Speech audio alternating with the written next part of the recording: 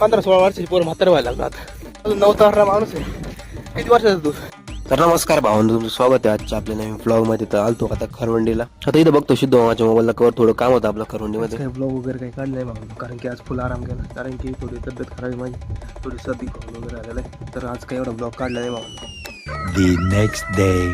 आवाजावरून तुम्हाला थोडाफार फरक वाटत असेल तर आता दुकानात. तर भावांनो आता चाललो थोडं बाहेर, कारण की घरी झालं पोर आणि आपल्याला आज जायचं पाचडीला रिटर्न घरी. तर भावांनो अजून काही तब्येत वगैरे थोडी बरी आहे, म्हणजे थोडी बरी आहे, पण सर्दी वगैरे आहे. तर आता आज जायचं आपल्याला पाचडीला परत. तर भावांनो आता बाळासोबत थोडं खेळून राहिलो. आता इथं पेट्रोल टाकायला आलतो. आता आपण निघलो पाथर्डीला जाण्यासाठी.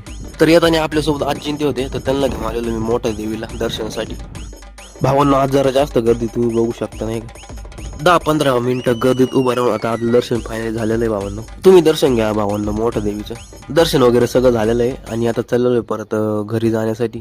तरी इथं हॉस्टेलला होतो श्रेयस साहिलकडं. तर नाही का आम्ही आज चाललो शाळेत सोडायला, अर्धी शाळा सोडून आलो इकडं. आणि मित्रांनो घरी आहे, शाळा पावणे 7 ते 12:30 आहे, त्याच्यामुळे आपलं काही टेन्शन नाही. फुल गँग वॉर मध्ये आम्ही आलेलो इकडे डोंगरात. तुम्हाला दाखवतो व्ह्यू. दुसरी वेळ आमची डोंगर यायची, तुम्ही बघू शकता. मागं पण गँग अजून येऊ राहिले. भावनो आपण आता 18-19 वर्षाचं आहे आणि एवढं चढाई गेलो का दम लागतो. अरे म्हाताऱ्याच्या वर गत झाली रे भाई आपली. अजून 9 माणूस आहे. किती वर्षाचा तू?